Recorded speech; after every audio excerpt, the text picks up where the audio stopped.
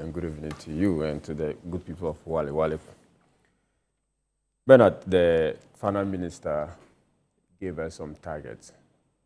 Those targets would have to be informed by what the finance minister was able to do in 2025. If the finance minister set certain targets in 2025, including expenditure allocation, and missed more than 50% of those particular targets, the finance minister setting a new target in 2026 would give me questions as to whether or not, irrespective of how realistic those figures may seem, whether they are achievable. Otherwise, unless of course the finance minister is explaining to me that in 2025, those figures that were, those targets that were set were not realistic, and that he's being realistic. One of the targets that I think that the finance minister will labor to achieve is the revenue target. The finance minister is expecting to do more than he did this year in terms of revenue. And he's telling us that this year he's going to rake in a lot of revenue. He's planning to do some 268 billion, which constitutes about 16.8% of GDP.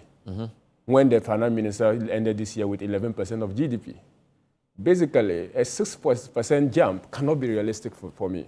Looking at that number, the finance minister cannot do a 6% to GDP increase in revenue.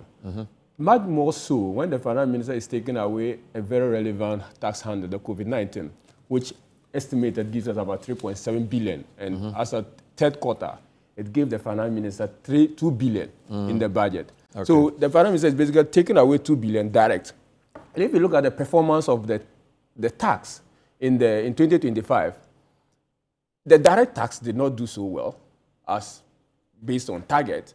And now the finance minister only hope is to ensure that value-added tax is rationalized and the rates are going to reduce. If rates are going to reduce, to bring in more revenue. Or he's thinking that digitalization, as he calls it, will bring in. But you see, since the time of Kojo, we've been doing tax compliance and we've been trying to seal tap loopholes. But yet, compliance hasn't done enough. And the only way the finance minister will receive this particular target on revenue is for our finance minister to come with supplementary budget, either to increase taxes or to cut down the expenditure. So for me, once the revenue is not performing, it means that the expenditure will not perform. Clearly, if you are not able to do, if I cannot clearly see how you are going to work on the revenue for the revenue to succeed, I don't see how expenditure Let me just give you a quick point of information. So as you rightly said, he's budgeting 268.1 billion revenue. If you compare his revenue targets for each of the subsectors, it seems as if taxes on income and property is where his biggest jump will come from. He had budgeted 93.7 in 2025. He now wants to do 115.4, a 23% jump. He also wants to do 23% jump in international trade taxes, import duties. So those two alone seem to be, and then there's a category called others, where he wants to jump from 10.7 to 14.4. So by point of information, those are the three areas: income and property tax, international trade tax, and others. That's where he wants. But continue your point. Yeah, so basically, if you look at what happened in 2025 and the fact that the minister failed to meet the revenue target, and it's not even coming to take away an important tax handle, COVID-19, and still giving us assurance that he's going to get more revenue. You don't see how that's going to happen? I don't see where the government is going to get the revenue from. Wonderful. The assurance that they are going to do compliance has been there. The assurance, even in the last budget, as a matter of fact, it is contained in that particular last budget that they are going to ensure compliance. In fact, mid-year, he said he wanted to move his office to the port. You get it? So it's been there. But still, despite that assurance, the finance minister could not meet the revenue target. Now, he's now promising the same thing, and now saying they are going to ensure compliance, and they want to meet the revenue target. Look, one or two things will happen by mid-year. The finance minister will revise the targets down, and we take note of that. The finance minister will revise the targets down, or the finance minister will come to introduce more taxes in order to meet the revenue, the expenditure. We'll come to the expenditure when we are discussing expenditure. And I think that the allocations are so unrealistic because you allocated 51 billion to 51 million to Women Development Bank. You could not fulfill that. This year you are promising 104 million. 401 million. You promised 100 million to a Jumawura program. You could not fulfill that. This year you are promising another 100 million.